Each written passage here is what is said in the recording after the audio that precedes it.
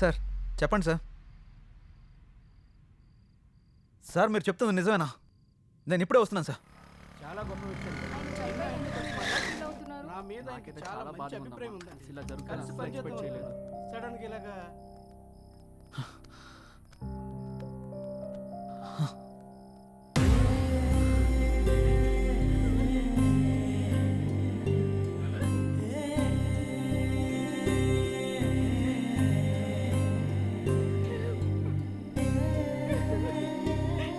ఏం జరిగింది sir?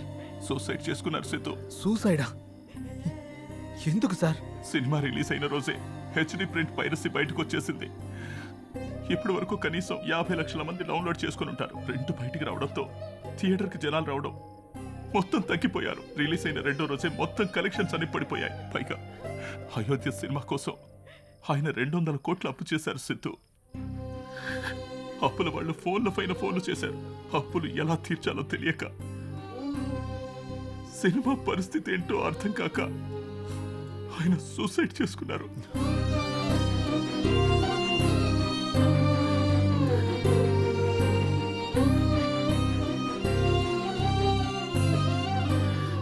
Producer Satyanand గారి హఠాత్ మరణానికి సినీ ప్రముఖులు తీవ్ర దిగ్భ్రాంతికి లోనవుతున్నారు.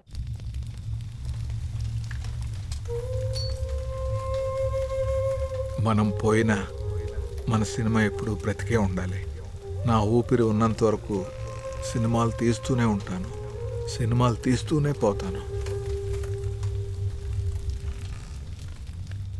పదరా రే, అందరూ వెళ్ళిపోయారా? పదరా.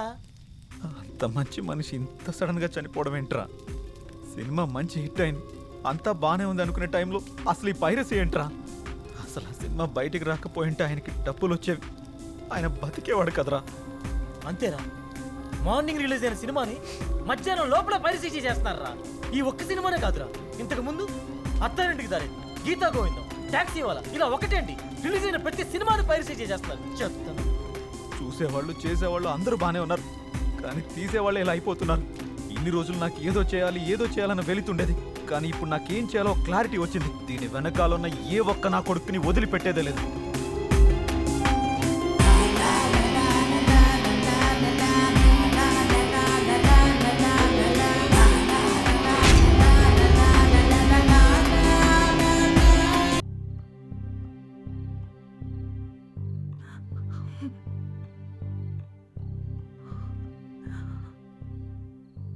బాధపడకండి మేడం, ఆయన లేకున్నా ఆయన సినిమాలు ఇంకా బతికే ఉన్నాయి.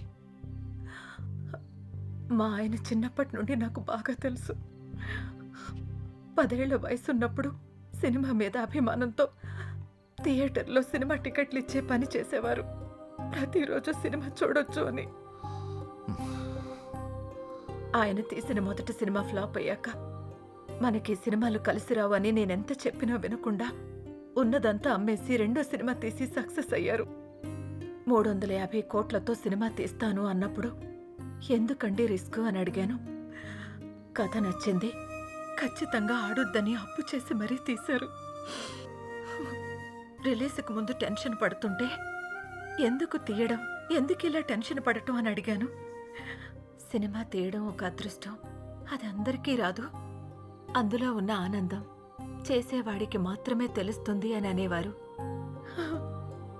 కానీ చివరికి ఆ సినిమా కోసమే తన ప్రాణాన్ని తీసుకున్నాడు బాబు.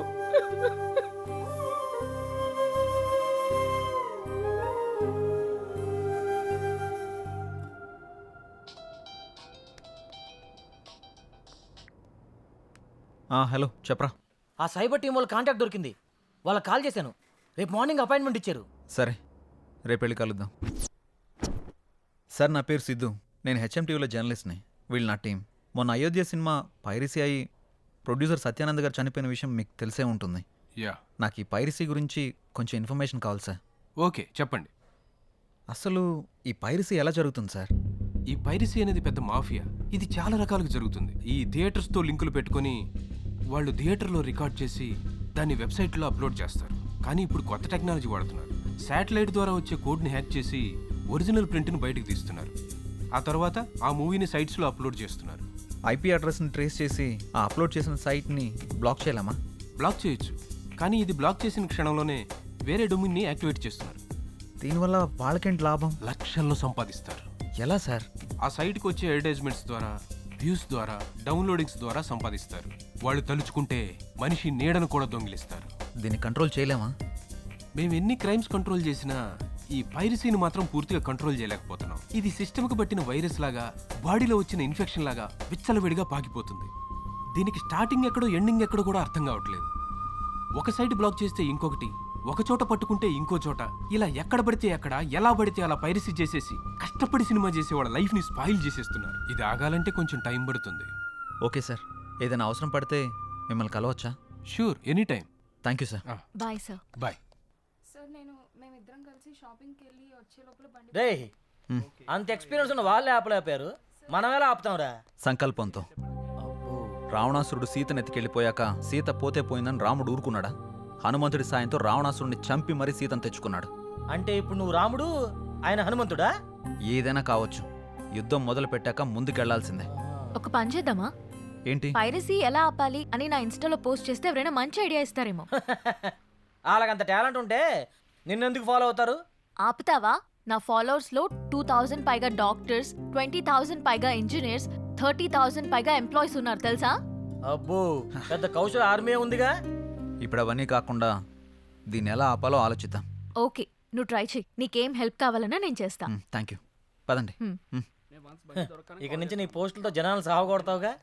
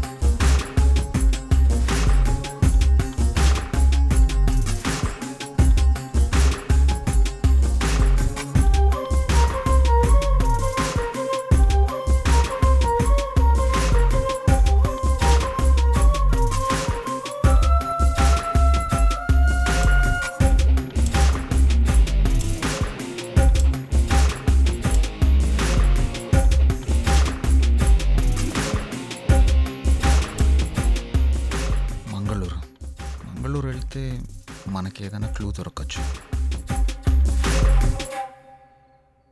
ఎవరో చెప్పుకో. సృజన, తిన్నావారా?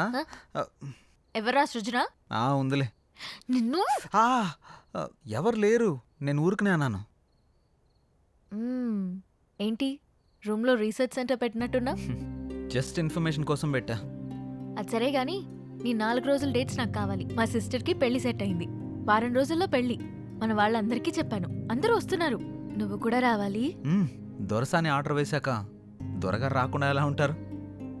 ఇంతకీ మీ ఊరు పేరేంటి? మంగళూరు పక్కన విలేజ్. మంగళూరా? ఏంటి అంత షాక్ అవుతున్నావు? సృజన అక్కడ ఉంటుందా ఏంటి? చిచి, అలాంటిదేం లేదు. ఎప్పుడు బయలుదేరదాం? ఎల్లుండి. సరే వెళ్దాం. ఏంటి లైట్ ఆఫ్ చేసా? నీకు తెలీదా? నువ్వు రోజు రోజుకి రొమాంటిక్ అయిపోతున్నా.